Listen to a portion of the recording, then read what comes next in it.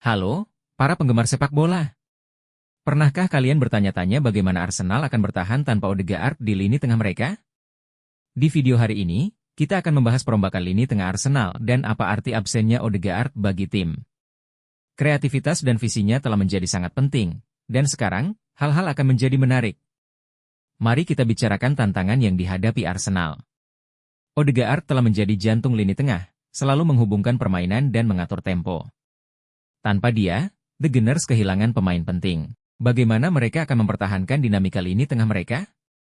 Ini bukan hanya tentang kehilangan satu pemain, ini tentang kehilangan percikan kreativitas itu.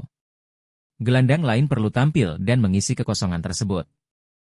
Mereka harus menyesuaikan peran mereka, dan ada risiko aliran permainan bisa terganggu. Pergeseran ini bisa menyebabkan inkonsistensi, terutama dalam hal membongkar pertahanan lawan. Tekanan ada pada pemain seperti Jorginho dan Thomas Partey untuk mengambil tanggung jawab lebih. Apakah mereka akan mampu menghadapi tantangan ini?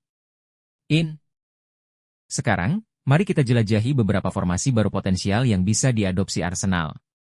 Tanpa Odegaard, formasi 4-3-3 bisa menjadi opsi yang solid, memberikan kedalaman lebih di lini tengah. Formasi ini memungkinkan Jorginho untuk lebih maju sementara Partey menjaga lini tengah, memberikan perlindungan defensif. Opsi lainnya bisa berupa formasi 3-5-2, yang akan memberi Arsenal lebih banyak kontrol di tengah. Dalam pengaturan ini, para wingback dapat memberikan lebar permainan, sementara dua penyerang bisa menekan tinggi. Ini dapat membebaskan pemain seperti Trossard untuk mengambil peran yang lebih sentral. Setiap formasi memerlukan penyesuaian taktis yang berbeda, dan akan menarik untuk melihat bagaimana Arteta memanfaatkan kedalaman skuadnya. Kuncinya adalah menyesuaikan peran pemain agar lini tengah tetap bisa berfungsi secara efektif tanpa Odegaard yang mengatur permainan. Tapi inilah bagian yang menarik, formasi-formasi baru ini sebenarnya bisa mengubah gaya permainan Arsenal menjadi lebih baik. Bayangkan jika mereka mengadopsi formasi 4-2-3-1. Ini akan memungkinkan serangan yang lebih cair, dengan pemain yang terus-menerus bertukar posisi. Pemain kreatif seperti Trossard bisa berkembang dalam pengaturan ini, membawa ide-ide segar dan sifat tak terduga dalam serangan. Kemampuan untuk mengganti formasi di tengah pertandingan juga bisa membuat lawan lengah, menciptakan lebih banyak peluang mencetak gol.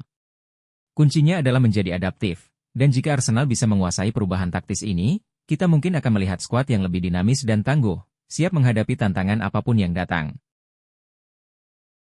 Jadi, untuk menyimpulkan, absennya Odegaard memang menjadi tantangan bagi Arsenal, tetapi juga membuka beberapa kemungkinan yang menarik.